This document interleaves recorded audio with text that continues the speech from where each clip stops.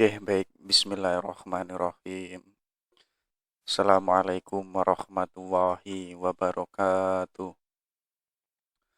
Alhamdulillahirabbil alamin. Wa bihi nasta'in wa ala umuri dunya waddin. Shalatu wassalamu ala asrofil anbiya'i wal mursalin. Sayyidina wa maulana Muhammad wa ala ali Sayyidina Muhammad. Asyhadu an la ilaha illallah wa asyhadu anna Muhammadar Rasulullah. Raditu billahi robba wa bil islami dina bi Muhammadin nabiyya wa rasula. Rabbi zidna ilma waryuhna fahma.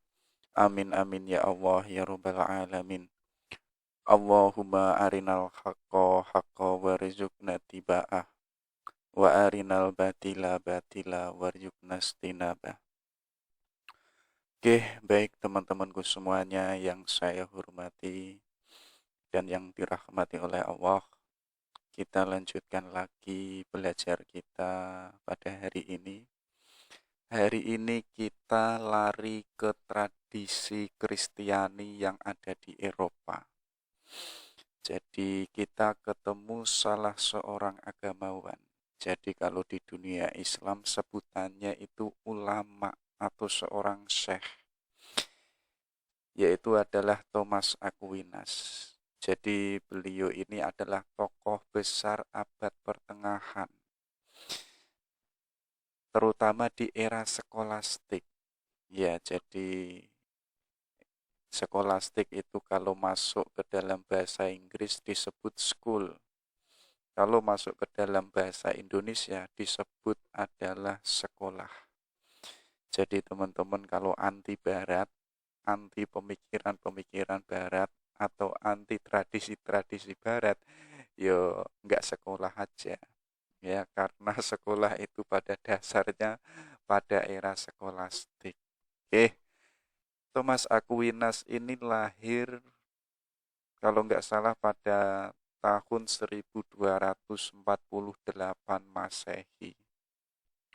Jadi nanti umurnya pendek, umurnya hanya 49 tahun. Tapi jangan salah, beliau umurnya pendek, tapi gagasan-gagasannya luar biasa. Bahkan beliau ini, waktu hidupnya, itu punya madhab baru yang ada di barat, yang disebut itu Thomisme. Jadi madhab ini nanti di abad modern berkembang menjadi Neo-Thomisme. Kita kalau bicara tentang gagasan-gagasan kan ada yang namanya ateisme, yang nanti di era postmodern atau modern hari ini itu berkembang menjadi neo-ateisme. Jadi gaya pemikiran baru yang sebelumnya itu sudah ada. Nah, beliau ini karena gagasannya luar biasa, bahkan tadi sampai melahirkan madhab baru yang disebut Thomisme. Dan beliau ini sangat dikenal sebagai seorang filsuf, seorang agamawan, bahkan seorang teologi. Dan beliau ini dikenal sebagai followernya Aristoteles. Ya, jadi pengikutnya gagasan-gagasannya Aristoteles itu dikaji mati-matian oleh Thomas Aquinas. Oke, nanti ceritanya beliau ini pada umur 15 tahun itu sudah menjadi biarawan. Ya, jadi otomatis dia nanti jadi seorang pendeta. Nanti di umur 19 tahun beliau ini sudah masuk ordo. Jadi ordo namanya itu Dominika. Jadi kalau di Islam ordo itu semacam aliran atau sekte, faham atau madhab. Jadi nggak hanya Islam saja yang punya torekoh atau aliran atau faham, tapi orang Kristen pun juga punya. Jadi kita nggak usah kaget, setiap agama pun pasti ada yang namanya aliran-aliran. Ya, jadi kalau di Kristen itu sebutannya ordo. Jadi ordo Dominika ini yang diikuti oleh Thomas Aquinas itu basis berpikirnya itu rasionalis. jadi rasionalis yang itu dasarnya adalah wahyu. Makanya nanti gaya berpikirnya atau Mas Aquinas ini gayanya itu enggak liberal, tapi gayanya itu sangat dekat dengan gaya berpikirnya Islam, yaitu apa? Yaitu menaruh keimanan. Jadi akal enggak dilepaskan begitu saja. Akal dilepaskan, tapi dasarnya itu adalah keimanan. Nah, uniknya beliau ini apa? Jadi beliau ini tadi followernya Aristoteles. Jadi cara berpikirnya, logika yang dipakainya itu adalah logikanya Aristoteles. Tapi kalau kita cermat narasi gayanya beliau, ya gaya hidupnya, perilakunya, itu basisnya itu adalah Al-Ghazali. Dan beliau pun juga kalau dicermati juga gaya berpikirnya selain Aristoteles, tapi pun juga bertemu dengan gaya berpikirnya Ibnu Rusdi maupun Ibnu Sina ketika ngomong tentang ketuhanan. Jadi coba nanti kita lihat ya, bagaimana cara berpikirnya Thomas Aquinas nanti, yang itu diwarnai oleh Aristoteles, diwarnai oleh beberapa filsuf Islam. Ya, jadi tadi walaupun beliau umurnya pendek, hanya 49, tapi karyanya beliau ini sampai 60 buku. Jadi kalau kita kuantitatifkan, ya sejak kecil umur 1 tahun sampai beliau meninggal, yo karyanya hanya 49. Tapi karyanya itu melebihi jumlah umurnya. Jadi umur itu tidak menentukan. Yang menentukan itu apa? Yaitu adalah karya atau peninggalan-peninggalan kita yang itu bermanfaat untuk generasi yang akan datang. Ya, makanya teman-teman kalau sudah berilmu, wawasannya luas dan enggak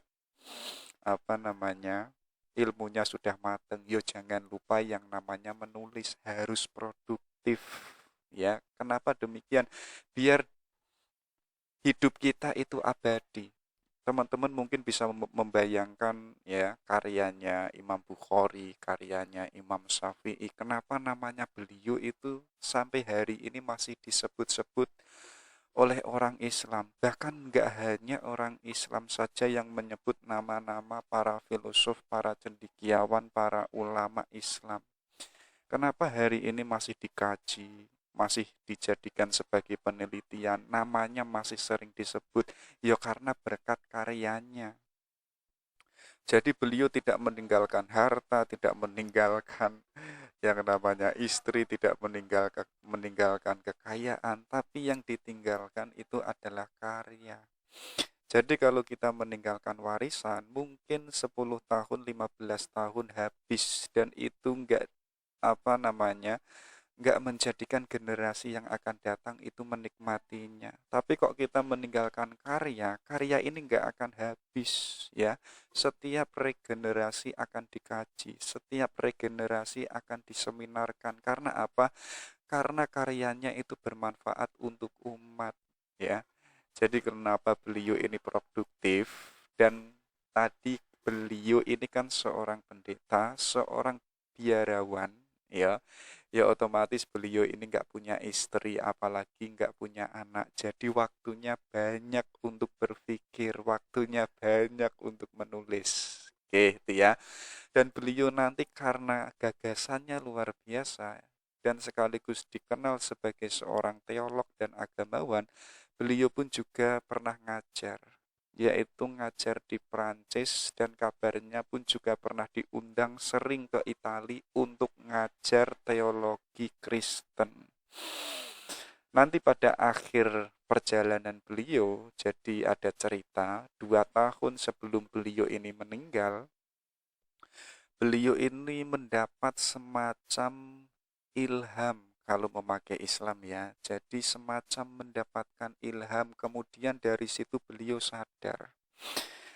Jadi kesadarannya apa? Ternyata ide-ideku, keilmuanku, gagasan-gagasanku yang demikian, yang tinggi-tinggi seperti ini, ternyata nggak penting.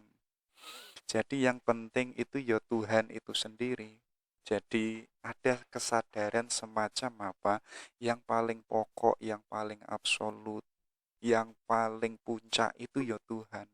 Jadi realitas termasuk gagasan karya-karyanya Thomas Aquinas ini, setelah dia mendapatkan ilham itu, dia menyadari ternyata semuanya itu nggak penting. Yang penting itu adalah Tuhan. Oke, coba kita lihat ya. Nanti ada apa saja ide dan gagasan dari Thomas Aquinas. Oke. Beliau ini punya gagasan yang sangat terkenal sekali yang disebut itu Thomisme. Jadi katanya beliau apa? Ada sesuatu yang itu mutlak, yang itu pertama, yang pada dasarnya itu ada. Dan sekaligus pada dasarnya itu baik. Katanya beliau apa? Itulah yang disebut Tuhan. Jadi Tuhan itu sesuatu yang mutlak, sesuatu yang pasti ada dan absolut, dan Tuhan itu adalah sesuatu yang pertama. Jadi sebelum adanya realitas, sebelum adanya kita yang sebagai manusia, ya, Tuhan itu sudah ada karena Tuhan inilah nanti yang menciptakan alam semesta. Alam semesta ini ada, itu sebelumnya sudah ada, yaitu Tuhan yang itu harus ada. Keadaan Tuhan ini yang ada, inilah yang nanti memunculkan alam semesta dan segala isinya. Dan Tuhan ini berbeda eksistensinya, keberadaannya dengan manusia dan makhluk-makhluk yang ada. Kenapa demikian? Ya karena adanya itu absolut, nggak boleh nggak ada. Kalau Tuhan itu nggak ada, otomatis ya nggak ada alam semesta, nggak ada yang namanya manusia, nggak ada yang namanya makhluk-makhluk yang lain. Ya, kenapa ada entitas kehidupan makhluk yang ada di alam semesta? Ya karena ada Tuhan. Karena Tuhan ini adalah sesuatu yang ada, yang adanya itu adalah absolut. Ya, dan sekaligus beliau menegaskan apa? Tuhan itu pada dasarnya baik. Ya, kita kan pernah mengkaji teodisi. Theo itu adalah Tuhan, disi itu adalah kejahatan. Berarti apa? Berarti keilmuan atau gagasan yang itu membicarakan kejahatan Tuhan. Kenapa ada gagasan demikian? Karena para filosof aliran teodisi ini melihat kalau Tuhan itu baik, ya, kenapa kok masih ada bencana? Kenapa masih ada kemiskinan? Kenapa masih ada orang yang itu mati gara-gara kelaparan? Masih ada diskriminasi, kezoliman, dan lain sebagainya. Loh, katanya Tuhan itu baik. Kenapa kok alam semesta ini demikian? Ya artinya Tuhan itu enggak baik. Katanya Thomas Aquinas apa enggak? Jadi adanya kejahatan, keburukan, diskriminasi yang ada di alam semesta itu bukan karena Tuhan. Karena Tuhan pada dasarnya itu baik dan indah. Ya, jadi nggak ada sesuatu kejelekan apapun yang itu melekat pada Tuhan, karena Tuhan itu diliputi oleh yang namanya kebaikan itu sendiri, karena esensinya Tuhan itu ya baik, karena esensinya Tuhan pada dasarnya itu ya kebenaran itu sendiri. Tapi kok kenapa ada bencana, diskriminasi dan lain sebagainya? Itu adalah ulahnya manusia itu sendiri. Ya, jadi itu salahnya manusia. Kalau itu salahnya manusia, ya jangan salahkan keberadaan Tuhan. Makanya dalam nas Quran itu kan dijelaskan, Tuhan itu akan merubah suatu kaum kalau kaumnya itu merubah dirinya sendiri. Ya, kalau kaumnya ini nggak merubah menuju manusia yang baik, manusia yang itu ditata oleh nilai yang absolut, ya Tuhan itu nggak akan merubah suatu kaum atau suatu individu. Ya, kalau ada diskriminasi, kalau ada kezoliman, kejahatan dan lain sebagainya, yo itu adalah tugasnya manusia untuk merubahnya. Jadi nggak boleh yang itu adanya keburukan, kejelekan yang ada di alam semesta, kemudian kita tempelkan pada Tuhan, itu nggak boleh. Kenapa demikian?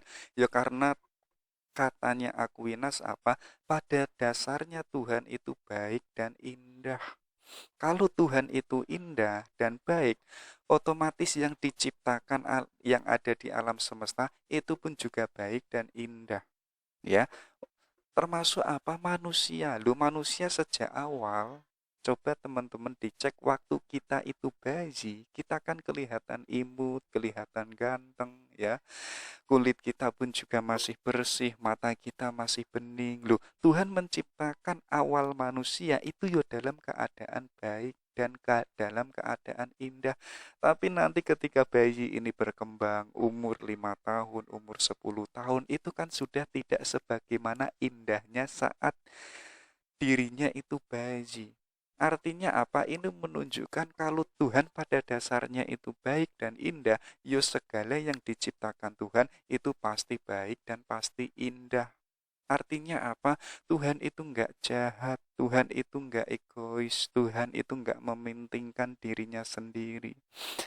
Itu tegasnya Thomas Aquinas. Kalau Tuhan itu maha baik dan maha benar, itu bisa dibuktikan tadi dengan adanya sesuatu yang ada di alam semesta ini.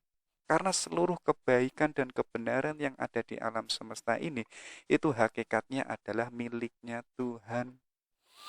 Jadi kalau itu miliknya Tuhan, kebenaran-kebenaran yang ada di alam semesta, ya artinya apa? Semuanya itu miliknya Tuhan. Makanya dalam filsafat itu yang diwakili oleh Abu Yakub Yusuf Al-Kindi, yang namanya hikmah, namanya kebenaran, kebaikan, yang itu tercecer di alam semesta ini, entah itu dimanapun adanya kebenaran itu adalah dari Tuhan. Kalau katanya Al-Kindi apa? Itu adalah cahayanya Tuhan yang itu diletakkan di alam semesta. Biar apa? Biar manusianya itu bisa menggapainya. Biar manusia itu bisa mendapatkannya. Kalau si manusia ini bisa mendapatkan hikmah yang itu tercecer di alam semesta dan manusianya ini mendapatkannya, semakin hikmahnya itu banyak yang dia miliki, semakin dirinya itu bercahaya. Karena pada hakikatnya kebenaran itu adalah miliknya Tuhan. Itulah Aquinas yang menyebutkan, yang menegaskan gak ada kejelekan apapun yang ada pada Tuhan. Karena pada hakikatnya apa? Tuhan itu ya sesuatu yang mutlak, yang pada dasarnya itu adalah yang baik, yang benar. Gak ada sesuatu yang jelek sekecil apapun yang itu menempel pada Tuhan, itu nggak ada, katanya beliau. Itulah yang disebut Thomisme. Ini loh, katanya Aquinas apa? Coba dicek ya, ini dalam bahasa Perancis karena beliau itu orang Perancis. Ada yang namanya esensia. Ada juga yang disebut exentia. Jadi untuk mengetahui Tuhan, ya, kita jalannya itu jangan dengan esensi, tapi jalannya dengan eksistensi. Jadi kita melihat eksistensi Tuhan yang ada di alam semesta ini. Ya, adanya rotasi, adanya pergerakan, adanya ciptaan-ciptaan Tuhan, itu kan bisa dilihat oleh indera manusia. Itu sebagai wujud eksistensi keberadaan adanya Tuhan. Tapi kok kita melihat Tuhan secara esensi, itu tidak bisa dijangkau oleh akal manusia. Ya, kayak teman-teman memikirkan Tuhan langsung dengan akalnya, itu nggak akan sampai. Karena katanya Aquinas apa? Esensia itu mengajarkan hakikatnya Tuhan, zatnya Tuhan. Ya, kayak Thomisme tadi, Tuhan itu adalah yang pertama, yang absolut. Loh, kalau kita mencoba menguraikan Tuhan yang itu pada hakikat adanya Tuhan, akal ini nggak akan nyampe. Ya, karena akal itu terbatas. Mungkin para filosof rasionalis mengatakan akal ini adalah sesuatu yang luar biasa. Iya, tapi ketika akal ini diajak untuk memikirkan esensinya Tuhan, itu akal itu lemah, dia nggak punya daya. dia nggak akan sampai pada hakikatnya Tuhan. Maka katanya Aquinas apa? Satu-satunya yang itu untuk mengetahui keberadaan Tuhan, bahwa Tuhan tadi yang pertama yang pada dasarnya baik, yang pada dasarnya itu adalah yang absolut, jalannya itu dengan eksistensi. Jadi Tuhan yang itu punya esensi, Tuhan sekaligus itu punya eksistensi.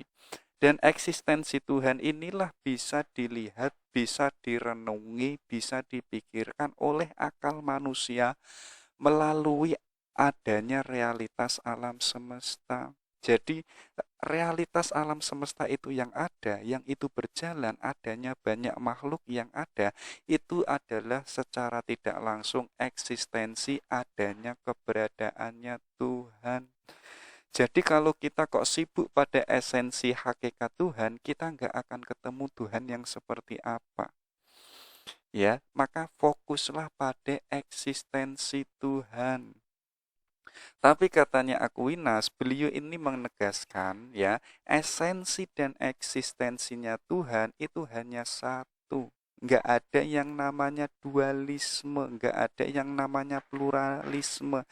Jadi kebenaran yang ada itu ya miliknya Tuhan. Kalau Tuhan itu benar, artinya Tuhan itu nggak jahat. Kalau Tuhan itu baik, ya artinya Tuhan itu maha baik. Nggak ada predikat-predikat keburukan apapun yang itu melekat pada Tuhan. Karena apa? Esensi dan sekaligus eksistensinya Tuhan, yaitu adalah satu. Yaitu tadi, yaitu adalah kebaikan itu sendiri. Ini sebenarnya apa? Beliau ini ingin menegaskan bahwa eksistensi dan eksistensinya Tuhan itu berbeda dengan makhluk.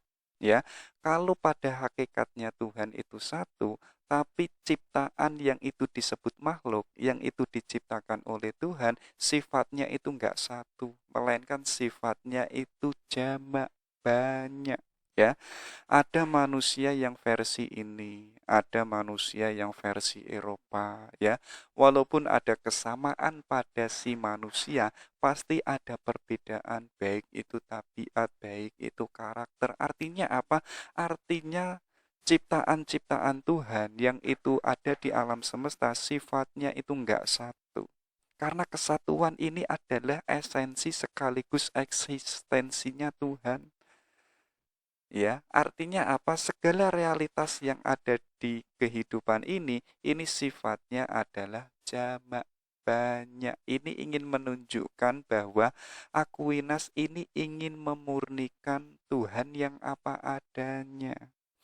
Makanya beliau menegaskan bahwa Tuhan itu adalah aktus, aktus yang paling tinggi atau yang paling umum, yang itu disebut aktus purus. Jadi aktus purus itu aktus murni, yang paling murni itu adalah Tuhan. Jadi yang paling apa namanya, yang paling absolut itu adalah Tuhan. Selain Tuhan itu enggak absolut. Jadi kalau manusia dikatakan yang absolut karena punya akal, akal ini pun juga jamak, berubah-ubah. Hari ini kita mengatakan kamu cantik, besok mungkin 1 bulan yang akan datang kamu itu sudah tidak cantik. Kenapa demikian? Ya karena pikiran ini sifatnya banyak, berbeda dengan Tuhan yang predikatnya itu aktus purus, yaitu adalah absolutnya murni, zatnya itu murni.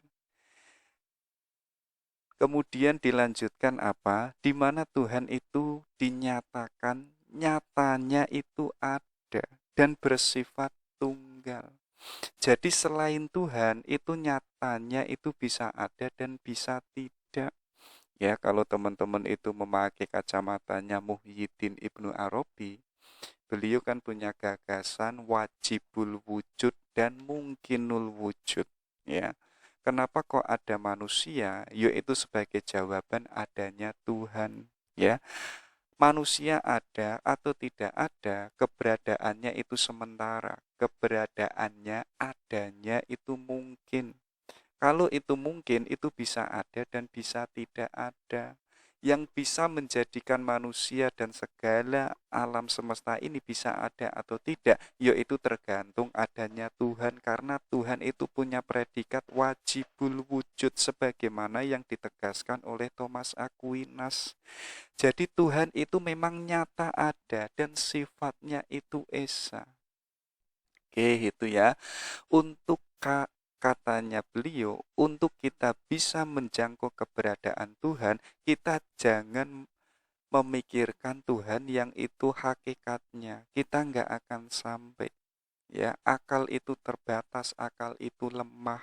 Akal itu di momen-momen tertentu itu nggak berdaya. Kayak teman-teman mengatakan, akal ini luar biasa, tapi kalau ketika teman-teman itu ngantuk, akal kita kan nggak punya daya untuk bisa berpikir.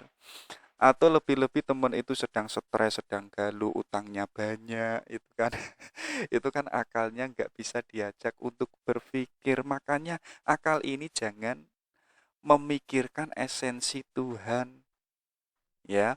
Maka apa yang harus kita pikirkan itu adalah eksistensi keberadaan Tuhan. Jadi Tuhan itu menampakkan yang itu ada di alam semesta ini. Nah, kita pikirkan itu, kita mengejar melalui wujud-wujud ciptaan-ciptaan Tuhan yang ada di alam semesta.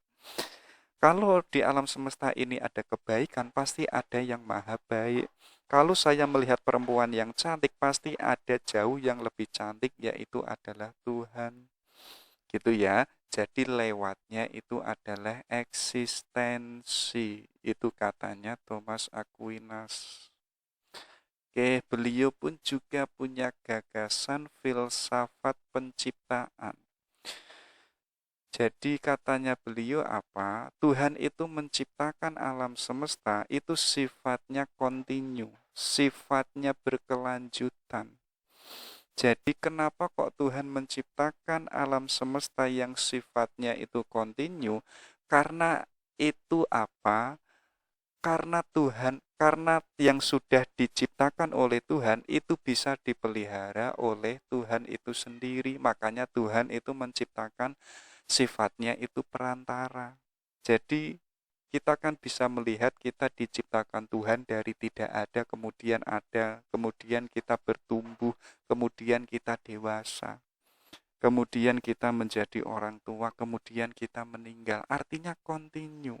Jadi adanya kontinuitas ini, Tuhan itu ingin memelihara manusia dan sekaligus untuk mendekonstruksi bahwa tidak ada yang namanya dualisme.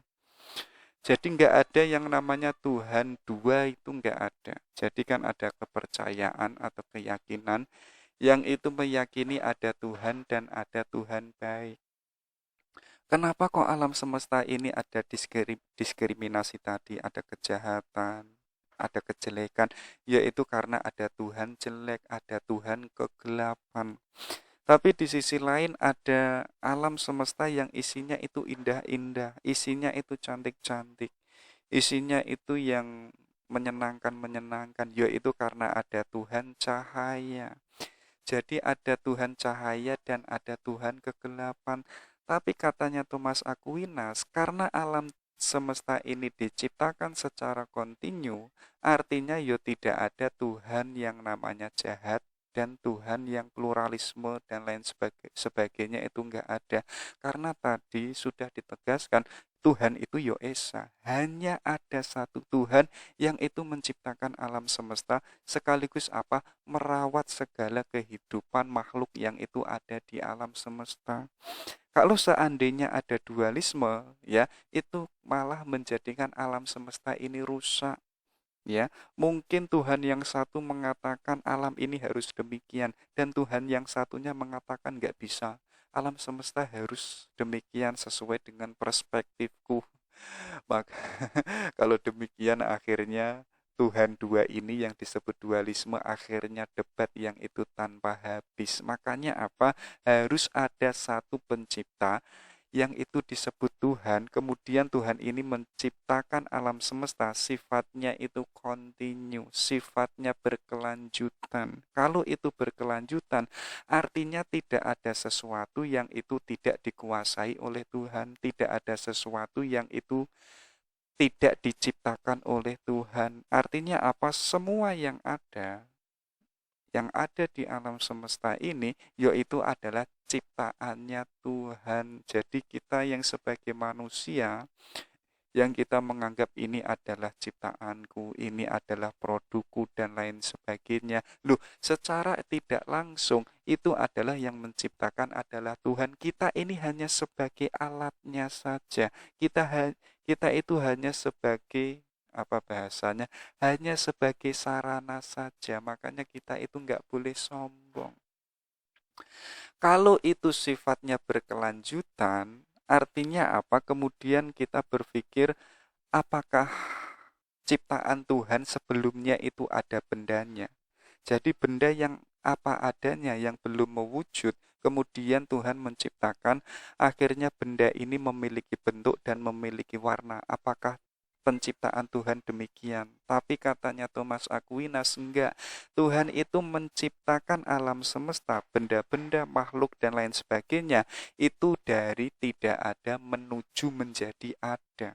Ketika sudah menjadi ada ini, sifatnya itu berkelanjutan, kontinu. Ya, karena apa? Karena Tuhan itu senantiasa memelihara apa yang sudah diciptakan oleh Tuhan.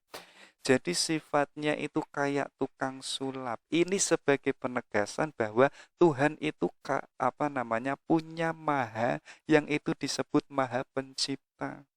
Kalau ada gagasan yang menegaskan, ya, kalau Tuhan menciptakan dari sesuatu yang tidak ada kemudian menjadi ada, itu bagi para filosof peripatetik rasanya kok enggak logik ya, rasanya kok enggak bisa diterima oleh akal ya. Karena apa?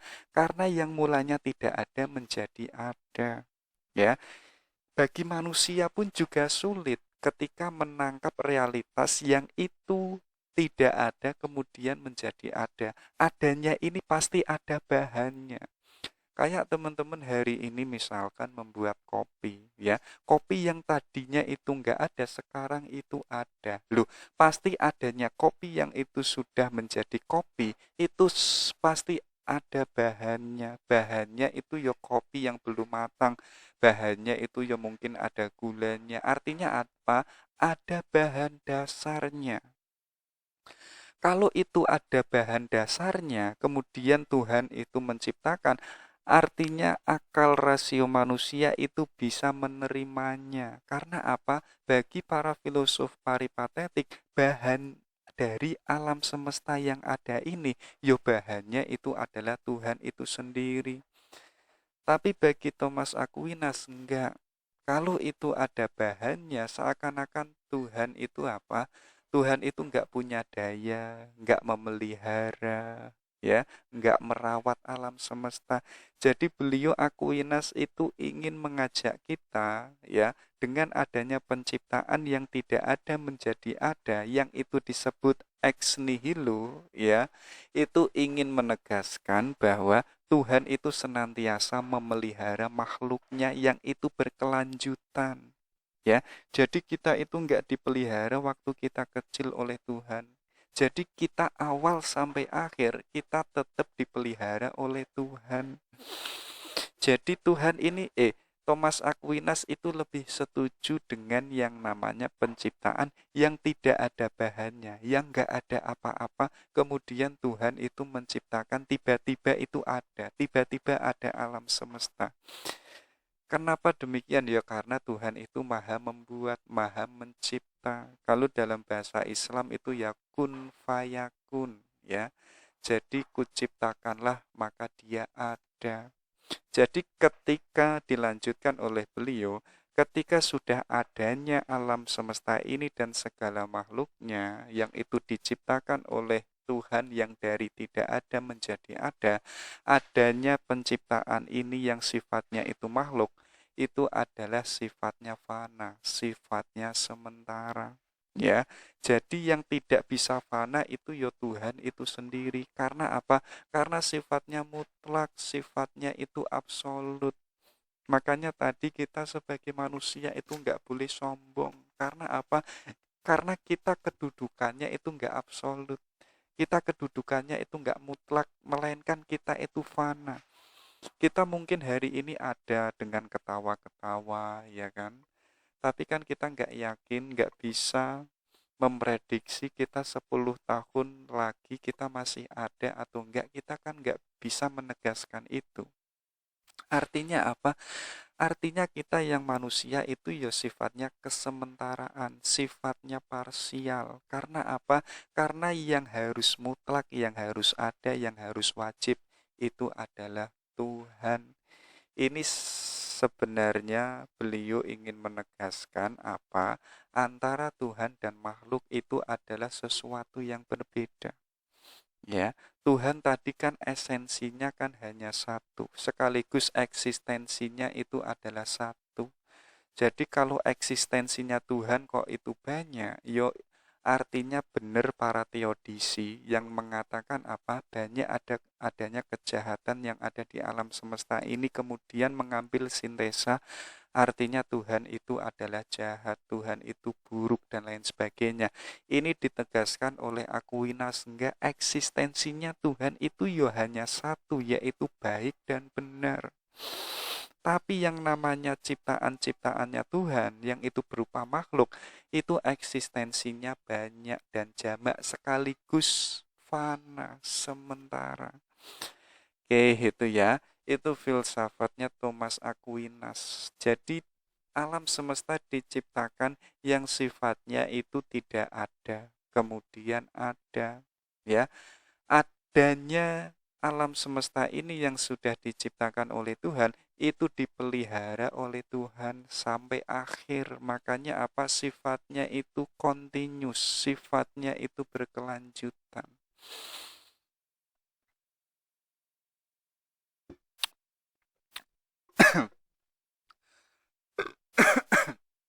Oke, kita lanjutkan ya.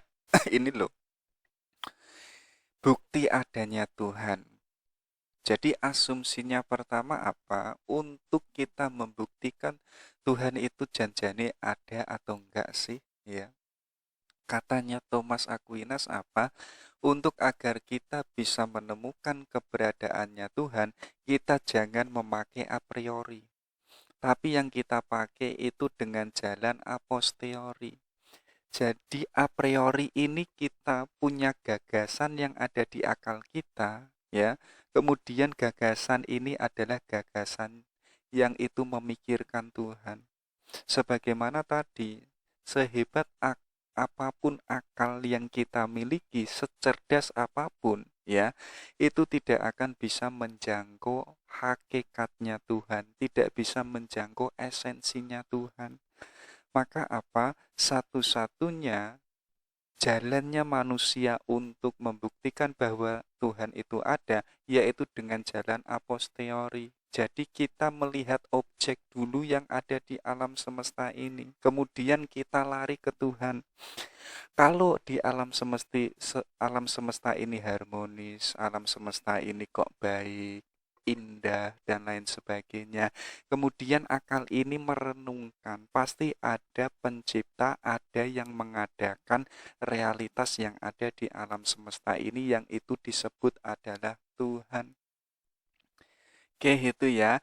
Jadi alatnya itu dengan a posteriori, bukan a priori. Dan Thomas Aquinas ini punya 5 untuk membuktikan bahwa Tuhan itu benar-benar ada. Jadi walaupun Tuhan itu nggak bisa dijangkau oleh akal, tidak bisa kita gambarkan, tidak bisa kita temui, apalagi nggak bisa kita jumpai, bukan berarti Tuhan itu nggak ada. Tuhan itu ada, ya. Pertama apa? Coba dicek, alam semesta ini memiliki gerak, ya. Apa sih yang itu enggak bergerak? Semuanya itu bergerak. Bahkan saat kita tidur, kita pun juga bergerak, ya. Kayak teman-teman itu kuliah lu, itu kan aktivitas bergerak. Artinya apa? Semua realitas yang ada di alam semesta ini itu tidak bisa keluar dari yang namanya pergerakan. Bahkan bulan, bintang, matahari, lautan, semuanya ini kan bergerak. Kalau itu ada pergerakan yang ada di alam semesta ini, pasti ada sesuatu yang absolut yang itu menggerakkan alam semesta. Makanya katanya Thomas Aquinas apa? Beliau ini mengatakan there must be a wisdom existing above all. Jadi kalau alam semesta ini ada pergerakan, maka harus ada penggerak pertama di atas segalanya. Di atas segala pergerakan-pergerakan yang ada di alam semesta. Makanya beliau melanjutkan apa? And this we call God. Dan itulah yang kita sebut Tuhan. Jadi adanya pergerakan yang ada di alam semesta ini, hakikatnya itu ada yang menggerakkan itulah yang kita sebut Tuhan. Jadi apa? Jadi kalau itu tidak digerakkan oleh Tuhan, ya alam semesta ini nggak ada yang namanya pergerakan. Kemudian kan kita memikirkan pergerakan-pergerakan yang ada di alam semesta ini sifatnya itu kan harmonis. Nggak ada ceritanya matahari itu bertepatan berbenturan dengan bulan, itu kan nggak ada. Nggak ada perselisihan antara malam dan siang. Nggak ada perselisihan manusia saat lahir itu harus tua dulu. Itu kan nggak ada. Artinya apa? Pergerakan-pergerakan ini sifatnya harmonis. Sifatnya itu kontinu. Ini menunjukkan bahwa adanya pergerakan yang ada di alam semesta ini yang sifatnya itu harmonis, pasti ada yang menggerakkan ini sifatnya pun juga harmonis, sifatnya pun juga pasti baik dan pasti indah. Buktinya apa? Buktinya pergerakan-pergerakan yang ada di alam semesta ini, buktinya pun juga harmonis, baik dan indah. Nah, itulah step pertama untuk membuktikan bahwa Tuhan itu ada, ya. Kemudian apa? Yaitu adanya penyebab-penyebab yang ada di alam semesta ini. Kayak teman-teman itu loh, kenapa hari ini demikian? Hari ini misalkan kuliah S1 di fakultas mana atau kuliah di kampus mana. Loh, itu bisa demikian karena sebelumnya itu ada sebab, ya. Mungkin ada harapan, mungkin ada motivasi dari teman, mungkin ada dorongan dari orang tua mengatakan, nak kamu harus kuliah di Jogja. Loh, itu kan sebab yang menjadikan teman-teman kuliah di Jogja. Nanti teman-teman kuliah di Jogja ini pun juga ada banyak sebabnya, ya. Kemudian S1, kan S1 itu nilainya jelek. Yo, itu pun juga ada sebabnya karena teman-teman nggak belajar. Nah, katanya Thomas Aquinas, adanya sebab yang efisien ini, yang saling terikat ini, ya, pasti harus ada sebab pertama. Ya, kalau kok nggak ketemu pada sebab pertama dan teman-teman mengatakan bahwa sebab pertama ini ada menyebabkan, kita tarik lagi pada sebab yang paling mutlak yang itu menggerakkan alam semesta, yang menggerakkan sebab-sebab yang ada. Kalau itu nggak ketemu, artinya yotal sasul. Artinya apa? Artinya logikanya rusak. Kalau kita nggak ketemu, artinya logika kita itu apa namanya? Logika kita itu nggak bisa menerima itu. Kenapa demikian? Logika ini bisa menerima ketika adanya penyebab yang ada di alam semesta ini, ya, pasti ada penyebab pertama. Itulah yang disebut Tuhan. Coba teman dicek itu loh, adanya sebab akibat, ya, adanya kehidupan yang ada di alam semesta ini itu sebenarnya kan rentetan adanya sebab yang melahirkan akibat, ya. Jadi mulai dari menuju ke, misalkan teman-teman dari kampus menuju ke kedai kopi, ke kedai kopi menuju ke perpustakaan itu kan mulai dari menuju ke, itulah yang disebut sebab akibat, dan kehidupan itu tidak bisa keluar yang namanya sebab akibat.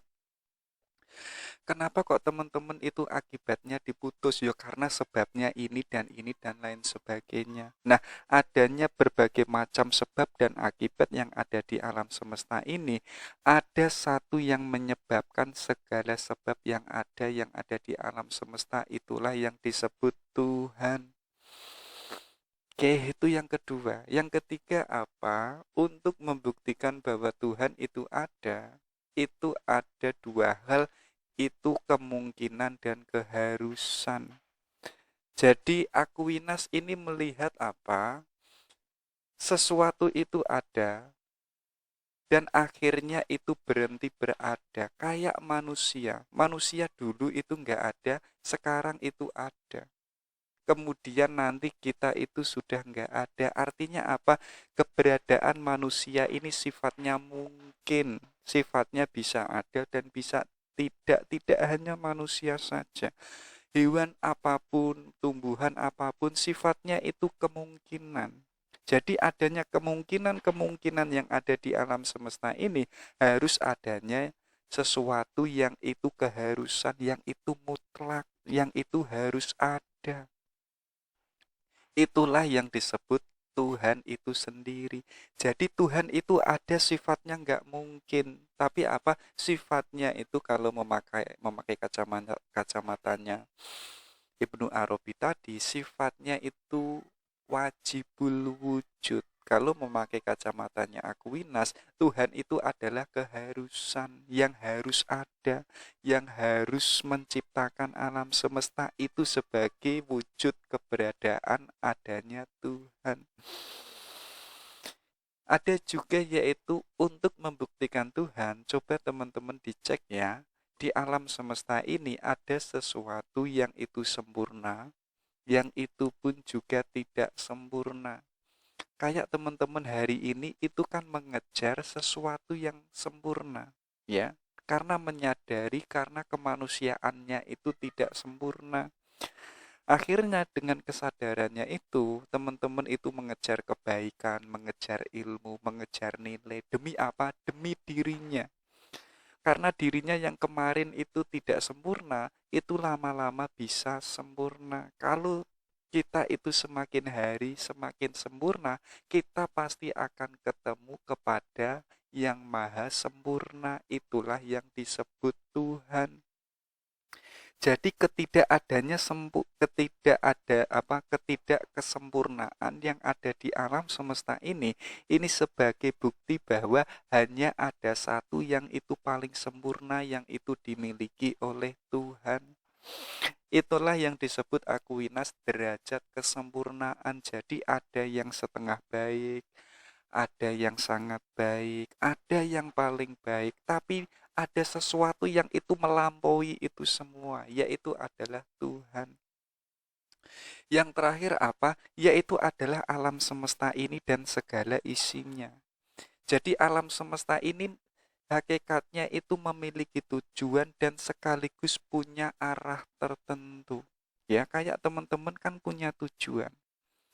Dan segala makhluk ini kan tadi bergerak, ya. Dan semuanya itu tidak bisa keluar dari pergerakan. Jadi adanya aktivitas kehidupan ini sebenarnya itu memiliki tujuan yang ingin dicapai. Kayak teman-teman yang sebagai manusia itu kan punya tujuan, punya harapan ini dan lain sebagainya. Kalau itu ditarik, tujuan yang paling akhir itu ya tujuan untuk bersatu pada Tuhan kalau kita memakai kacamata tasawuf. Jadi kalau kita kok hanya berhenti pada materi-materi saja, hanya berhenti pada kemanusiaan kita, atau hanya berhenti pada ustadz, ya kita nggak ketemu pada intelligent being. Kita nggak ketemu yang namanya Tuhan itu sendiri. Karena apa? Karena hakikatnya alam semesta bergerak ini memiliki tujuan, dan tujuan akhirnya itu adalah kembali pada Tuhan. Kalau memakai kacamata Islam, itulah yang disebut innalillahi wa inna ilaihi roji'un. Ya, jadi makhluk itu sudah diciptakan oleh Tuhan dan makhluk itu ada dan itu punya tujuan akhir yaitu adalah kembali pada Tuhan. Ini menunjukkan 5 argumen yang itu ditawarkan oleh Thomas Aquinas ini sebagai bukti bahwa Tuhan itu benar-benar ada. Dan Tuhan itulah sebagai sebab pertama, sebagai penggerak pertama, sebagai derajat yang itu paling sempurna. Dan keberadaannya Tuhan itu absolut, harus ada dan wajibul wujud dan lain sebagainya. itu ya. Itu argumen bahwa Tuhan itu benar-benar ada. Coba kita cek lagi. Ini loh, kalau Tuhan itu ada, terus kita itu bagaimana? Ya, katanya Aquinas apa? Ayo kita mengenal Tuhan. Jadi ada 3 cara untuk mengenal, untuk mengetahui bahwa Tuhan itu demikian dan demikian. Ya, kalau Tuhan tadi secara esensi itu tidak bisa dijangkau oleh akal, bukan berarti manusia itu tidak dapat mengenali Tuhan. Tetap manusia dikasih akal oleh Tuhan itu sebagai alat untuk mengenali Tuhan. Bagi Thomas Aquinas, jalannya itu ada 3. Yang pertama apa? Yang pertama itu via positiva. Jadi ayo kita pikirkan sesuatu yang baik-baik saja. Ya, kita memikirkan bahwa Tuhan itu baik, Tuhan itu indah, dan lain sebagainya. Itu kan kita sudah punya gaya pemikiran seperti itu. Kenapa demikian? Ya karena kita sudah melihat alam semesta yang itu sebagai bukti tadi bahwa Tuhan itu ada. Benar-benar ada. Wujudnya apa? Wujudnya ada manusia. Ya, dan manusia ini fitrahnya baik, fitrahnya itu positif dan lain sebagainya. Kita pun juga menemukan alam semesta ini harmonis, ya. Alam semesta itu berjalan sesuai dengan nature-nya. Alam semesta pun juga berjalan sesuai dengan nature-nya. Artinya apa? Artinya kita akan mengenali Tuhan, bahwa Tuhan itu yang maha baik itu dengan jalan via positiva. Ya, kalau yang kedua yang disebut via negativa ini sebagai antitesanya yang pertama tadi yang disebut via positiva. Jadi apa? Kalau yang pertama kita menemukan bahwa Tuhan demikian-demikian, kita temukan yang itu ada di alam semesta ini, ya. Yang ketiga itu dengan negatif. Kalau kita menemukan ada kejelekan-kejelekan yang ada di alam semesta, kita nggak boleh kita tempelkan pada Tuhan. Ya, kita nggak boleh kita hubungkan dengan Tuhan. Bahkan pikiran kita yang itu memikirkan Tuhan itu baik, kita jangan pikirkan bahwa kebaikan Tuhan itu sebagaimana yang saya pikirkan. Itu enggak, karena tadi bahwa akal manusia itu terbatas. Kalau kemudian kita memikirkan Tuhan itu maha lembut, Tuhan itu maha esa, ya, Tuhan itu maha bijaksana. Loh, itu adalah esensinya Tuhan. Kalau itu esensinya Tuhan, akal kita nggak bisa menjangkau sesuatu yang itu menjadi kemutlakan Tuhan. Artinya jalannya dengan negatif. Artinya apa? Yang saya ketahui tentang Tuhan yang baik, yang maha bijaksana, yang maha lembut dan lain sebagainya, itu tidak sebagaimana apa yang ada di dalam pikiranku. Karena pikiranku ini terbatas, karena pikiranku ini lemah. Yang saya pikirkan tentang Tuhan yang demikian-demikian itu bukan Tuhan yang sebenarnya. Itu hanya Tuhan yang ada di alam pikiranku. Apakah boleh Mas? Enggak apa-apa. Tapi kita harus punya pandangan bahwa akal ini terbatas, otomatis tidak bisa menjangkau sesuatu yang tidak terbatas. Artinya apa? Apapun yang kita pikirkan tentang keberadaan Tuhan, hakikatnya Tuhan, bukan keberadaannya ya, tapi hakikat kemutlakan apa namanya, keabsolutannya Tuhan itu jalannya dengan negatif. Dengan negatif apa? Ayo kita sangkal itu. Ya, karena apa? Karena pikiran kita tidak sampai ke sana. Jadi teman-teman mengatakan Tuhan itu baik, ya. Kayak teman-teman diajari ustadznya itu loh, Tuhan itu baik loh ya, Tuhan itu bijaksana loh ya. Teman-teman bilang aja, kebijaksanaan Tuhan itu tidak sebagaimana apa yang kamu dawuhkan, tidak sebagaimana yang kamu ucapkan. Tuhan itu jauh lebih bijaksana daripada itu. Tuhan itu jauh lebih indah daripada itu. Ya, tidak sebagaimana yang kita pikirkan tentang Tuhan. Yang terakhir apa? Yaitu via Eminetia. Ini bahasa Perancis ya. Jadi apa? Thomas Aquinas menegaskan adanya tadi kebaikan dan keindahan yang ada di alam semesta ini, yang kita temukan yang itu sebagai bukti adanya Tuhan, ini secara tidak langsung ada kebaikan yang absolut, ada keindahan yang itu jauh lebih indah daripada keindahan yang kita miliki. Kalau katanya bahasanya Al-Ghazali kalau teman-teman mengatakan ceweknya itu cantik, sadarilah bahwa ada loh yang jauh lebih cantik. Kalau teman-teman mengatakan aku ini mencintai cowokku karena cowokku ini kuat, misalkan, loh, sadarilah bahwa ada yang jauh lebih kuat daripada cowokmu itu, yaitu siapa? Yaitu adalah Tuhan. Jadi ketika kita sudah menemukan kebaikan, keindahan, nilai, kebaikan, dan lain sebagainya, kita harus tarik sintesa bahwa dari semuanya itu ada sesuatu yang keindahan absolut, kebaikan absolut itulah yang dimiliki oleh Tuhan. Itulah yang disebut via iminatiae. Bahasanya kok sulit ya. Ya teman-teman yang ahli dalam bahasa Perancis mungkin lebih ahli ya. Oke itu ya. Jadi yang pertama melalui positif. Yang ketiga yaitu dengan negatif, yaitu menyangkal. Jadi apapun yang kamu pikirkan tentang Tuhan itu bukan Tuhan. Ya, makanya jalan pertama itu jalannya untuk meyakini adanya Tuhan itu tidak dengan akal, tapi dengan cara kita itu meyakini saja. Tapi kok kita berusaha dengan akal kita, maka jalannya itu dengan via negativa. Ayo kita sangkal, karena akal ini terbatas, akal ini lemah, tidak bisa menjangkau keabsolutan Tuhan, tidak bisa menjangkau keindahan Tuhan yang absolut. Itulah yang disebut yang terakhir tadi. Inilah 3 cara untuk kita mengenal bahwa Tuhan itu ada. Oke. Kalau tadi kita membicarakan sesuatu yang eskatologis, yaitu adalah hakikat ketuhanan, sekarang kita masuk ke dalam diri kita, yaitu adalah jiwa.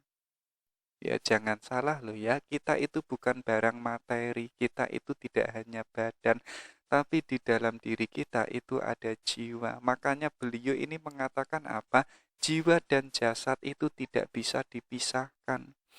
Kayak teman-teman itu ketika makan itu kan butuh badan.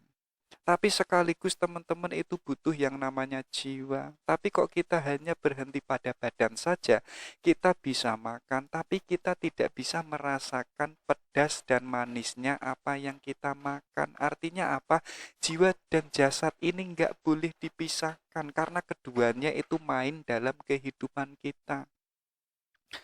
Kayak teman-teman itu loh, misalnya punya cewek, ya, itu ingin melihat indahnya cewek itu kan dengan panca indera, dengan barang materi, ya.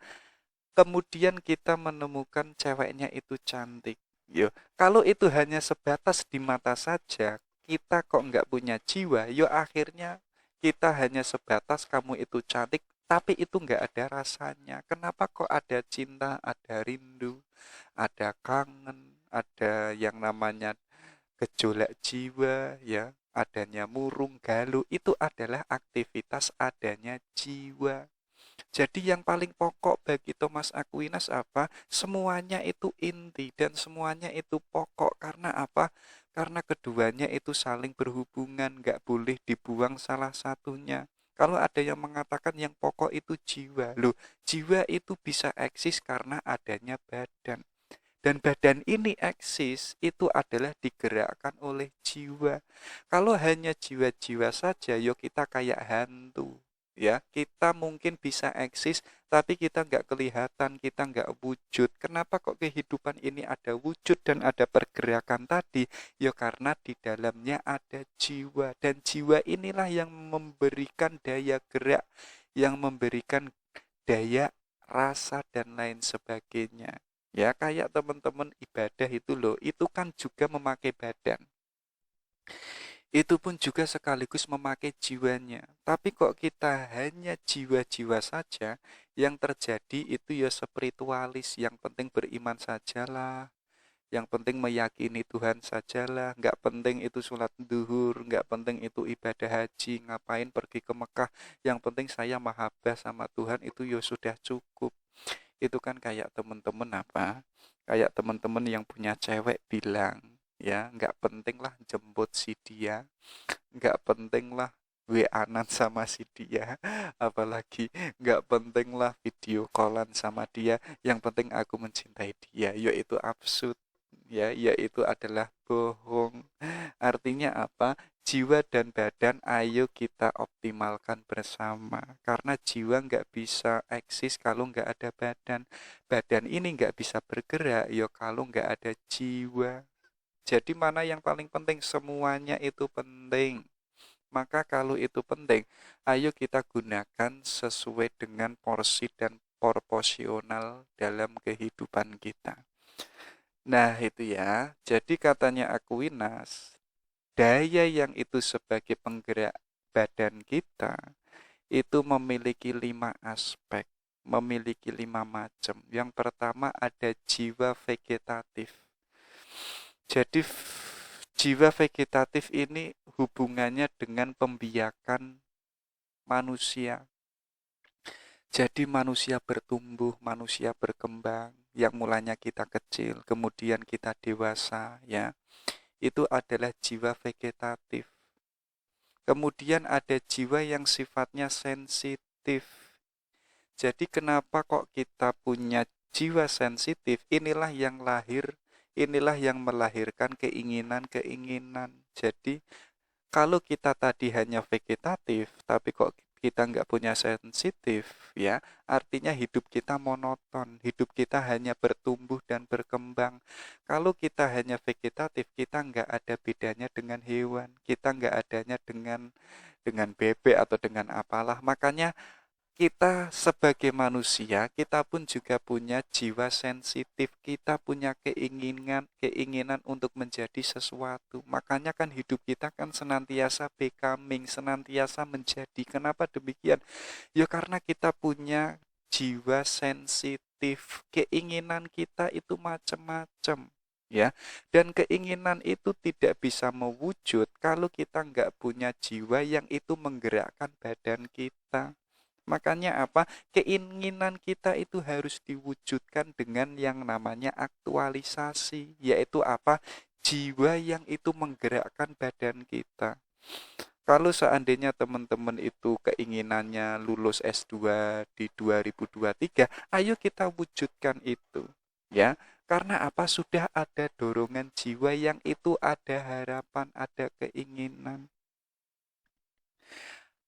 Ada juga yaitu daya berpikir. Ya, inilah ciri khasnya manusia. Jadi selain manusia itu tidak punya daya berpikir, yang punya daya berpikir yaitu manusia dan sekaligus punya daya jiwa mengenal. Oh, ini adalah kopi. Oh, di depan saya ini ada laptop. Oh, di alam semesta ini adalah ada macam-macam. Itu bisa dikenali oleh manusia karena manusia punya daya jiwa berpikir. Ya, akhirnya kita itu bisa mengkalkulasi, kita bisa menganalisis, tumbuhlah yang namanya ilmu pengetahuan itu semakin berkembang dan semakin berkembang. Kenapa demikian? Ya karena manusia itu dapat berpikir dan sekaligus mengenal. Ya, selain manusia itu nggak bisa berpikir. Ya, kenapa kok manusia ini tiap hari berkembang, maju dan lain sebagainya? Ya karena punya akal. Berbeda dengan bebek dan monyet, ya. Monyet sejak zaman dulu yo hidupnya yo monoton demikian karena hanya punya jiwa vegetatif. Hidupnya itu yo hanya bertumbuh dan berkembang. Nggak ada monyet yang itu memikirkan nanti tahun 2023 saya harus sukses, saya harus membuat revolusi, saya harus membuat revolusi. Itu nggak ada. Yang punya itu yo manusia. Karena manusia punya akal sekaligus punya daya untuk mengenal. Nah, dua daya inilah yang katanya Thomas Aquinas, itulah yang bisa sanggup untuk mengenali adanya Tuhan. Yaitu dengan apa? Yaitu dengan melalui eksistensinya Tuhan.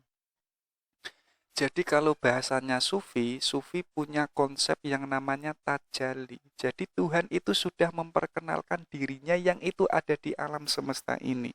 Jadi Tuhan itu dengan segala esensinya yang itu tidak bisa dijangkau oleh manusia, tapi Tuhan itu bertajalli yang itu ada di alam semesta ini. Biar apa? Biar manusia yang punya akal ini bisa mengenal keberadaannya Tuhan, bisa mengetahui bahwa ternyata ada Tuhan loh ya. Jalannya yaitu dengan daya jiwa berpikir sekaligus daya jiwa mengenal ya. Jadi kalau kita memakai jiwa vegetatif, jiwa sensitif dan daya jiwa yang itu menggerakkan badan, ya kita tidak akan bisa mengetahui eksistensi Tuhan. Untuk agar kita bisa mengetahui bahwa Tuhan itu maha baik, Tuhan itu maha indah, itu dengan cara akal dan dengan daya jiwa mengenal, mengetahui. Oke, itu ya. Itulah daya jiwa yang ada di dalam diri manusia. Artinya ini secara tidak langsung menegaskan manusia itu makhluk yang paling lengkap, makhluk yang paling mulia, makhluk yang paling spesial. Karena hanya makhluk manusialah yang itu diberikan akal sekaligus bisa memikirkan ciptaan-ciptaan yang itu sudah diciptakan oleh Tuhan. Dari situlah manusia bisa mampu mengenal keberadaannya Tuhan. Oke, itu ya. Itu tentang jiwa. Oke, baru kita masuk ke perilakunya manusia. Ya, jadi kalau kita tadi sudah membicarakan tentang eksistensi esensinya Tuhan, kemudian ditarik oleh Thomas Aquinas bahwa manusia itu punya jiwa. Sekarang kita masuk ke yang namanya perilakunya manusia itu harus bagaimana. Jadi beliau punya gagasan yang disebut etika teologis. Maksudnya apa? Katanya beliau, manusia itu pada dasarnya itu punya nafsu. Ya, tidak ada manusia yang itu nggak punya nafsu. Kenapa kita punya nafsu? Ya karena kita ini manusia punya jiwa, punya keinginan, punya harapan, punya tujuan. Ya, dan katanya beliau apa? Nafsu ini pada hakikatnya yang dicari oleh manusia itu adalah sesuatu yang baik. Ya, sesuatu yang menguntungkan untuk siapa? Untuk diri kita. Hanya saja nafsu ini kadang tidak bisa dikendalikan oleh manusia. Kadang akal itu kalah dengan yang namanya nafsu. Akhirnya apa? Akhirnya nafsu itu menguasai jiwa-jiwa kita, menguasai perilaku kita. Akhirnya yang lahir itu bukan etika yang baik, bukan perilaku yang etik, bukan sosial yang baik. Makanya apa? Makanya nafsu ini yang ada di dalam diri kita itu harus dikendalikan oleh akal. Ya, jadi bukan akal yang hanya sebatas akal, tapi apa? Akal yang itu sudah mendapatkan pencerahan dari yang namanya Tuhan. Maksudnya apa? Akal yang pada dasarnya itu dilandasi dengan yang namanya keimanan kepada Tuhan. Katanya beliau apa? Dengan akal ini yang itu mendapatkan pencerahan dari Tuhan, akal yang itu mengimani adanya Tuhan, itu akan bisa melahirkan sifat kebijaksanaan. Kita bisa menjadi makhluk yang itu bisa bijaksana, kita bisa berperilaku adil, kita bisa berperilaku baik. Perilaku baik yang adil itu bukan berhenti pada kita, melainkan apa? Karena itu adalah perintahnya Tuhan. Jadi apa? Keadilan yang kita wujudkan itu adalah perintahnya Tuhan. Nah, untuk agar kita itu bisa melakukan keadilan, kebijaksanaan, jalannya apa? Jalannya kita harus mengendalikan nafsu dengan akal, di mana akal ini basisnya adalah keimanan. Dasarnya itu adalah kalau memakai kacamata Islam, dasarnya itu adalah dalil Al-Quran. Disitulah bisa melahirkan, bisa mewujudkan yang namanya kebijaksanaan. Tapi tidak sampai di situ. Thomas Aquinas ini menegaskan apa? Kalau kita itu sudah bisa menguasai nafsu kita, ya, dan penguasaan nafsu kita itu adalah landasan akal yang itu beriman pada Tuhan, ya. Tugas kita itu masih banyak, yaitu apa? Yaitu membantu orang lain. Orang lain yang itu mungkin masih dikuasai oleh nafsu, ayo kita tuntun agar mereka itu tidak dikuasai oleh nafsu. Kita ajari mereka. Biar apa? Biar menggunakan akalnya. Dengan akalnya ini bisa menguasai nafsunya. Kalau kita sudah membantu mereka, lahir yang namanya masyarakat, itu adalah masyarakat yang bijaksana secara universal. Karena apa? Karena setiap manusia itu menggunakan akalnya. Kalau kok ada masyarakat yang lain yang itu masih menggunakan nafsunya, dan akalnya itu terkalahkan oleh nafsu, yuk kita bantu. Kalau itu sudah kita bantu, lahirlah masyarakat yang berperadaban, yang memiliki etika teologis, yang bisa melahirkan kebijaksanaan bersama. Artinya apa? Tidak hanya kebijaksanaan yang kita lahirkan, tapi semua manusia pun juga bisa melahirkan kebijaksanaan. Tidak hanya kita yang berbuat baik, tidak hanya kita yang itu mencari ilmu, tapi semua masyarakat, semua manusia itu pun juga berbuat baik dan mencari ilmu. Itulah akan terjadi yang namanya kebijaksanaan universal. Artinya tidak hanya kita saja yang itu menghasilkan kebijaksanaan. Ya, kalau itu kebijaksanaan hanya perorangan saja, satu orang saja, ya sifatnya itu perspektif, sifatnya itu subjektif. Makanya apa? Kalau ada orang yang itu masih dikuasai oleh nafsu, ayo kita tolong. Ayo kita ajari mereka biar akalnya bisa dipakai. Ya, kalau nanti semua masyarakat bisa menguasai nafsunya dengan akal, ya, dan akal ini dituntun dengan yang namanya dalil nas suci, misalkan nas suci Al-Quran, itu nanti semua masyarakat sama-sama akan melahirkan kebijaksanaan. Itulah nanti akan melahirkan juga yang namanya kebijaksanaan universal. Tidak hanya orang Jawa saja yang sopan santun, tapi semua masyarakat pun juga sopan santun. Tidak hanya orang Semarang saja yang berbuat baik, melainkan semua manusia pun juga berbuat baik. Itulah etika teologis, etika yang itu tidak hanya berhenti pada akal, tapi apa? Etika yang dasarnya itu adalah dari Tuhan. Karena apa? Karena kebenaran tadi itu adalah sumbernya dari Tuhan. Ya, kalau itu sumbernya dari Tuhan, ayo kebaikan yang dimiliki oleh Tuhan harus kita aktualisasikan di kehidupan sehari-hari. Kalau kok basisnya hanya rasio saja, tanpa tuntunan ilahi, tanpa tuntunan yang namanya keimanan, ya bisa saja itu bisa bijaksana dan bisa juga tidak bijaksana. Karena tadi, karena akal ini lemah, maka kalau akal ini lemah harus dituntun dengan nas suci yang itu sumbernya dari Tuhan. Oke, itu ya. Itulah yang disebut etika teologis. Oke, terakhir. Inilah yang menjadi tujuan akhir manusia. Jadi beliau pun juga menggagas yaitu kebahagiaan. Oke, saya simpelkan ya. Katanya beliau apa? Kebahagiaan itu tidak kita bisa dapatkan itu melalui barang-barang yang kita miliki, apalagi makanan, apalagi makanan. Kalau kita hanya berhenti di barang, yuk kita nggak akan bahagia. Kalau hanya berhenti di makan, kayak teman-teman mengatakan, saya bahagia kalau makanannya itu McD. Saya bahagia kalau saya punya pakaian yang anggun. Ya, katanya beliau apa? Itu bukan sumber kebahagiaan. Jadi kebahagiaan itu tidak hanya terletak pada benda-benda yang kita miliki. Walaupun bendanya yang kita miliki itu sesuatu yang mahal, sesuatu yang mewah, harganya itu melangit, tapi itu tidak akan bisa menjadikan kita bahagia karena itu bukan sumber kebahagiaan. Itu semuanya hanya sebagai alat agar kita itu bisa bahagia.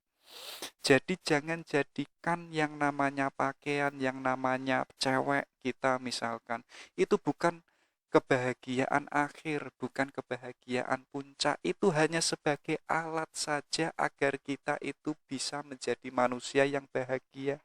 Artinya apa? Kebahagiaan itu ya ada di dalam diri kita, bukan tergantung pada benda-benda yang ada di luar diri kita. Kalau teman-teman hari ini mengatakan, kalau saya bahagia ketika saya punya cewek misalkan, ya artinya teman-teman itu mengatakan kebahagiaannya itu terletak pada di ceweknya. Jadi dia akan bahagia selama dia punya cewek. Kalau ceweknya ini nanti menduakan atau memutuskan, udah lama saya putus saja sama kamu, ya akhirnya kamu itu nggak bahagia karena sejak awal kamu sudah menegaskan atau mencentelkan kebahagiaanmu pada cewekmu. Artinya kebahagiaanmu itu tergantung, ya makanya apa, kamu bahagialah, jangan tergantung pada sesuatu yang itu menempel pada dirimu, baik itu cewek, baik itu benda, baik itu makanan, baik itu rumah, baik itu sarjana, itu hanya sebagai alat saja, tidak sebagai tujuan akhir. Ya, kalau teman-teman mengatakan saya bahagia kalau saya wisuda, oh jangan salah, teman-teman nanti kalau selesai wisuda itu akan ada lagi kejenuhan, ada lagi kerungketan dan lain sebagainya.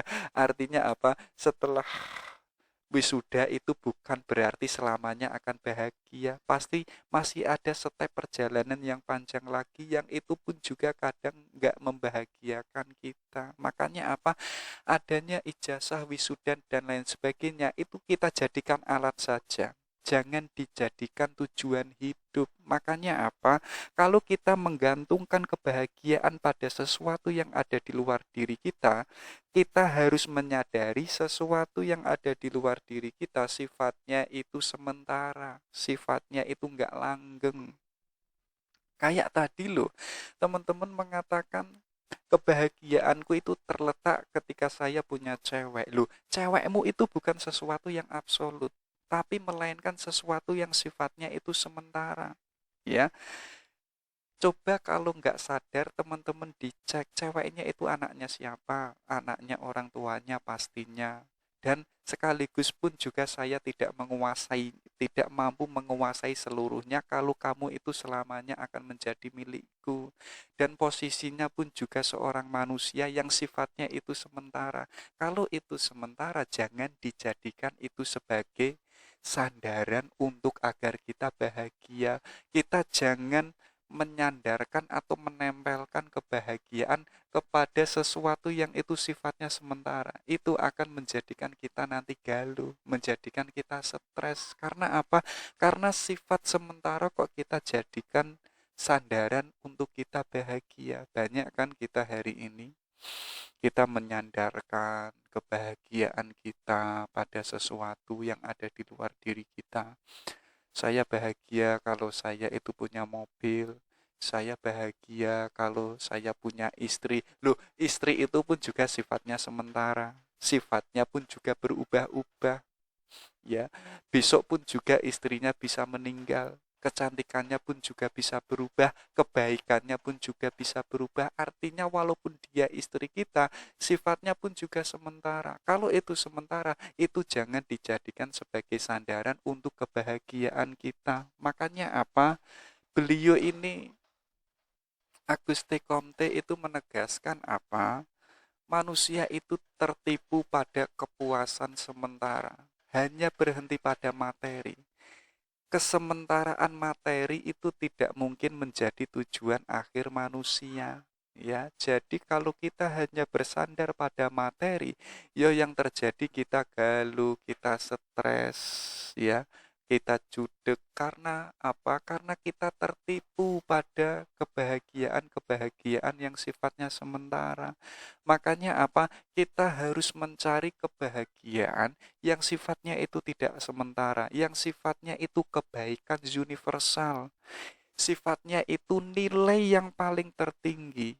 nilai yang paling absolut yang itu tidak ada di alam semesta. Karena tadi beliau menegaskan alam semesta ini sifatnya sementara. Makanya yang kita kejar kebahagiaan yang itu nanti kita sandarkan dalam hidup kita. Ayo kita mencari yang itu disebut Tuhan. Ayo kita manusia yang bahagia, yang itu dekat sama Tuhan, yang itu mampu mengenali Tuhan. Makanya apa? Jalan satu-satunya kita itu harus punya ilmu. Dengan ilmu ini kita bisa mengetahui Tuhan yang apa adanya, lalu kita menyandarkan hidup pada kebaikan universal, pada nilai yang absolut yang itu dimiliki oleh Tuhan. Jadi agak absurd kalau kita menyandarkan hidup kita itu pada manusia, walaupun itu kiai, walaupun itu ustadz dulu, walaupun itu ustadz dan kiai, dia itu pun juga manusia yang sifatnya sementara, bisa baik dan bisa tidak, sifatnya pun juga tidak maksum.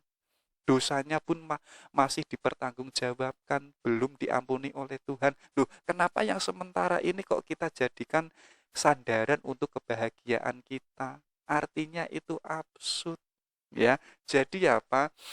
Tujuan kebahagiaan manusia itu adalah ilaihi rojiun, itu ya kalau memakai kacamatanya orang Islam. Nah, kemudian caranya bagaimana agar kita itu memperoleh kebahagiaan? Ditegaskan oleh Thomas Aquinas, caranya itu dengan yang namanya ilmu.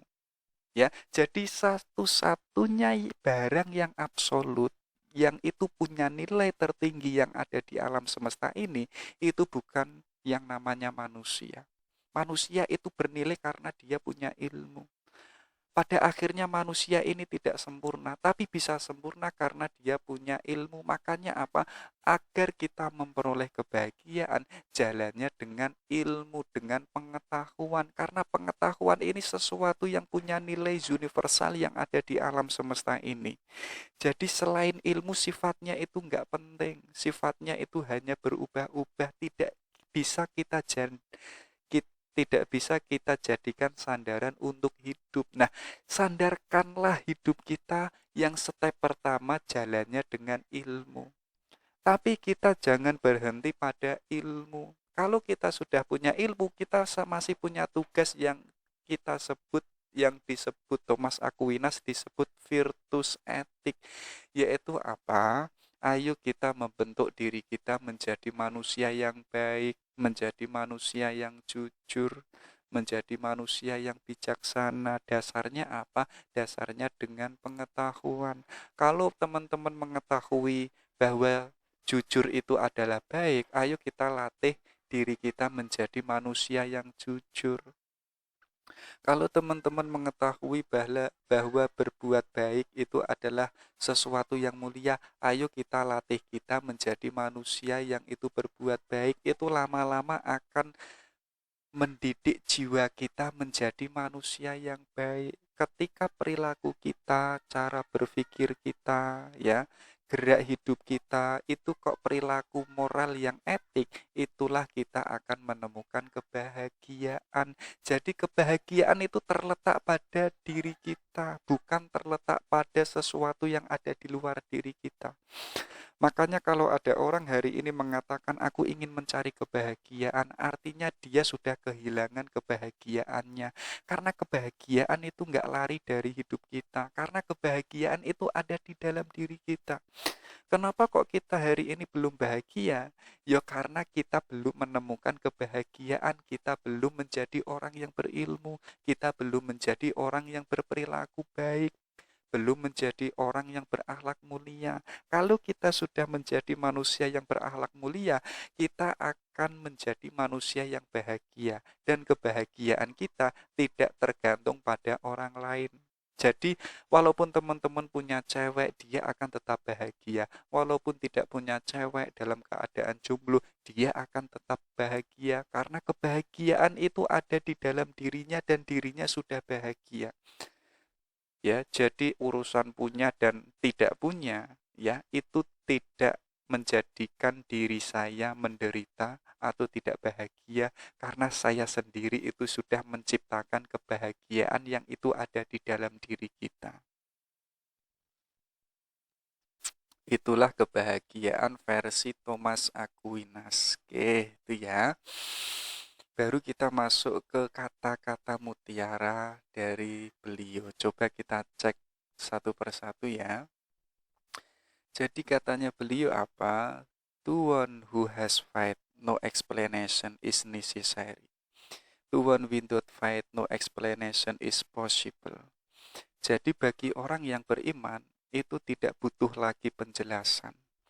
Tapi kok bagi orang yang tidak beriman, penjelasan apapun, sebanyak apapun, sepanjang apapun, itu nggak mungkin bagi mereka. Jadi apa? Imanilah saja. Bagi orang yang beriman, itu sudah tidak butuh yang namanya penjelasan bahwa Tuhan itu demikian loh ya, Tuhan itu seperti ini loh ya, itu nggak penting. Karena apa? Karena dirinya itu sudah beriman. Tapi bagi orang yang tidak beriman, tapi teman-teman itu mengajak agar dirinya itu tidak beriman, punya argumen macam-macam, ya, punya penjelasan macam-macam tentang Tuhan, itu nggak mungkin. Bagi orang yang beriman apa? Omong kosong semuanya. Jadi urusannya itu apa? Kita mau beriman atau tidak, selesai. Kalau kita mau beriman, ya sudah lakukan saja. Kalau nggak mau beriman ya sudah, gitu aja. Jadi katanya Thomas Aquinas itu percuma teman-teman menerangkan banyak lebar tentang Tuhan kalau yang diucapkan pada orang yang tidak beriman itu dianggap mereka omong kosong semuanya. Karena apa?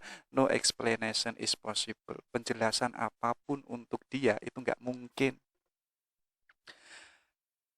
Ada yang namanya doa dari Thomas Aquinas. Ini saya ambil dari Summa Theologica. Jadi katanya beliau apa? Grant me, O Lord me God, I meant to know you, I had to seek you, wisdom to find you, conduct pleasing to you, faithful perseverance in waiting for you, and I hope of finally embracing you. Amin, katanya Thomas Aquinas. Jadi apa? Beri aku, ya Tuhanku, I meant to know you. Jadi pikiran untuk mengenalmu.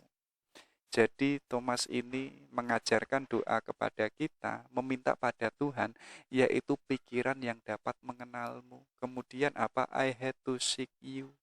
Jadi hati yang bisa menerimamu. Kemudian wisdom to find you.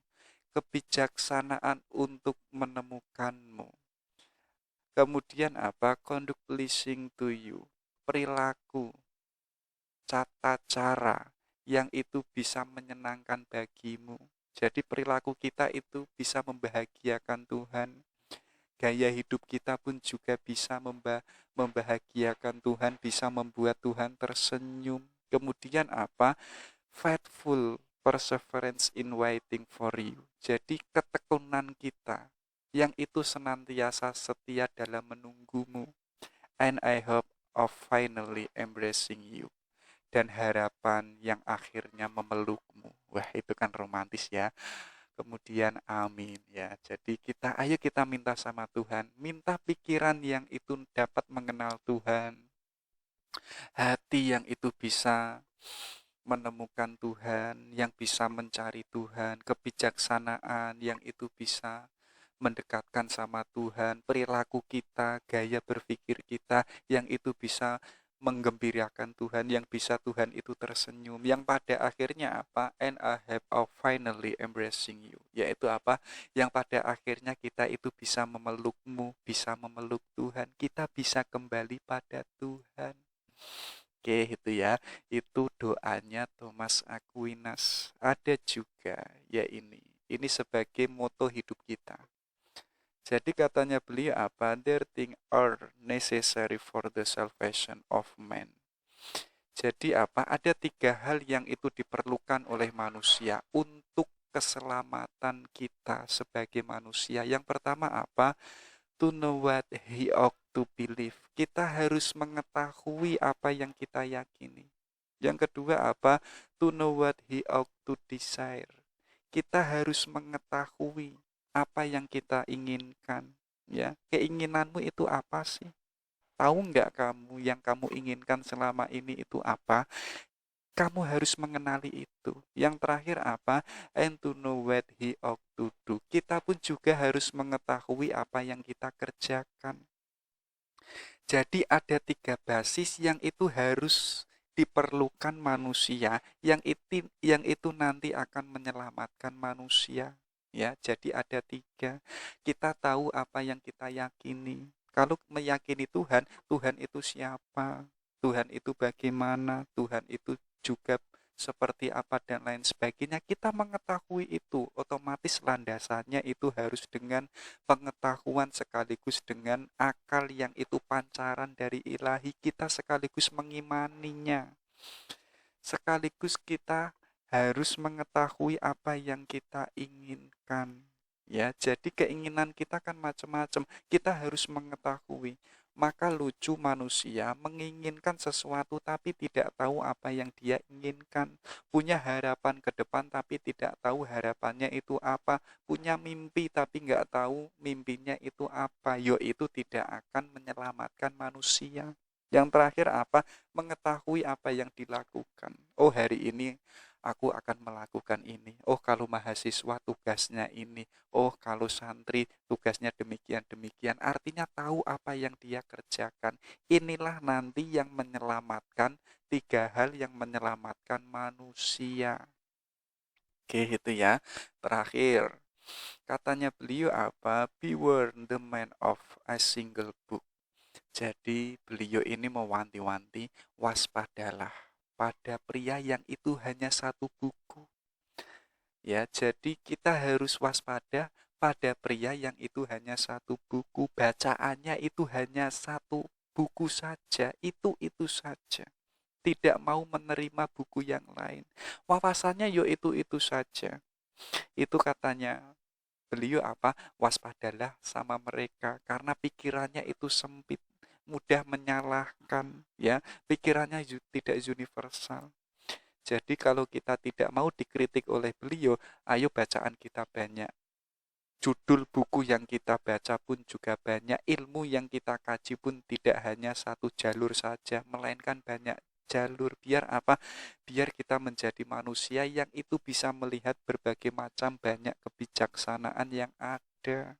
Ya, tapi kok kita hanya satu buku, itu adalah laki-laki yang membahayakan, manusia yang itu pikirannya sempit. Ya, jadi satu buku saja akalnya sempit, apalagi yang itu nggak mau membaca buku. Ya, semoga kita menjadi manusia yang itu senantiasa belajar, yang itu senantiasa banyak membaca buku. Dan bacaan kita nggak pilih-pilih. Biasanya kita kan milih-milih.